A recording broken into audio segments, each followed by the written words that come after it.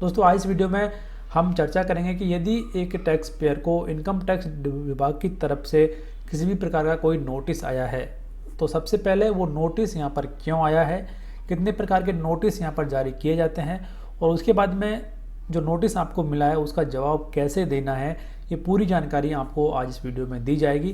तो आप ये वीडियो पूरा देखें, जानकारी आपको ज़रूर पसंद आएगी। तो प्लीज़ वीडियो को लाइक कर दें, अधिक से अधिक आपके दोस्तों के साथ में शेयर करें जिससे वो भी इसके बारे में जान सकें। और ऐसी ही यूजफुल वीडियो देखने के लिए चैनल को सब्सक्राइब और बेल आइकन को जरूर प्रेस करें। तो दोस्तों आइए शुरू कर लेते हैं कि क्या है पूरा ये इनकम टैक्स नोटिस। तो सबसे पहले आज के समय में income tax officer income tax return में छोटी छोटी कमियों के लिए नोटिस भेज रहे हैं।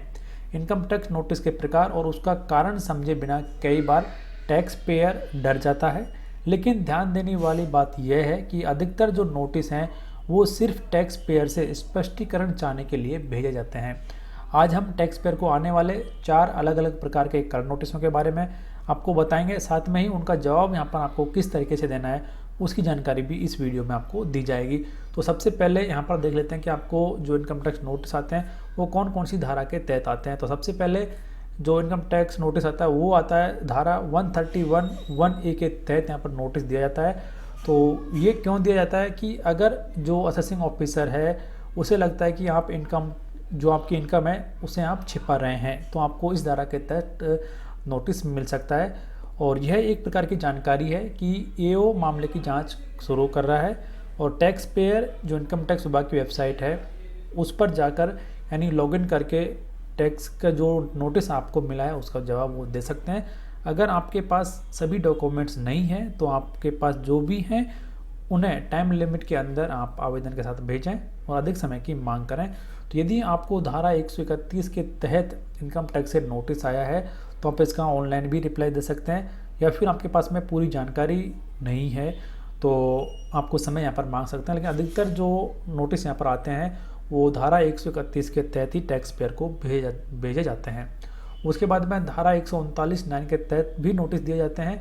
तो अगर जो असेसिंग ऑफिसर है उसे लगता है कि टैक्स पेयर की तरफ से दायर ITR गलत है तो ऐसे नोटिस जारी किए जाते हैं और ऐसी स्थिति में एओ गलती के बारे में बताता है और उसे ठीक करने का समाधान भी यहाँ पर आपको दिया जाता है। तो इसके जवाब के लिए 15 दिनों का समय यहाँ पर आपको मिलता है। अगर तय समय में नोटिस का जवाब नहीं दिया जाता है तो रिटर्न जो आपने दाखिल किया है वो खारिज हो जाता है। तो ये जो नोटिस मिलता है आपको धारा 139(9) के तहत, यदि आपने जो ITR भरा है उसमें गलत जानकारी आपने दी है यानी गलत ITR भरा है तब जाके आपको जो आपका ITR है उसे रेक्टिफाई करने का मौका धारा 139 के तहत दिया जाता है। उसके बाद में जो तीसरा जो नोटिस आता है वो आता है धारा 142(1) के तहत। तो ऐसे नोटिस आकलन से पहले जांच के लिए एक सूचना के तौर पर भेजे जाते हैं। अगर आपने किसी असेसमेंट ईयर के लिए रिटर्न समय पर दाखिल नहीं किया है तो आपको यह नोटिस मिल सकता है। इस नोटिस में आगे की जानकारी और डॉक्यूमेंट्स की डिमांड की जाती है। ऐसी स्थिति में जिन डॉक्यूमेंट्स की डिमांड की गई है उन्हें आप तय समय सीमा में जमा करवाना आपके लिए बेहद ज़रूरी है। यदि आप जमा नहीं करवाते हैं तो आपके खिलाफ और भी कानूनी कार्रवाई यहाँ पर की जा सकती है। तो ये तीसरे प्रकार का नोटिस यहाँ पर सभी टैक्स के जो भी टैक्स पेयर हैं उन्हें भेजा जाता है। तो अंतिम जो नोटिस आता है वो आता है धारा 143(a) के तहत। तो ऐसे नोटिस टैक्स पेयर को तब भेजे जाते हैं जब कोई टैक्स या ब्याज देय या वापसी के लायक है। अगर रिटर्न की गणना में कोई गलती है तो यह एक्स्ट्रा टैक्स या अन्य जरूरी बदलावों की डिमांड के लिए नोटिस भेजा जाता है। ऐसी स्थिति में आपकी तरफ से दायर रिटर्न की जानकारी और एओ की तरफ से की गई गणना शामिल होगी। इस नोटिस का जवाब आपको 30 दिन में देना होगा।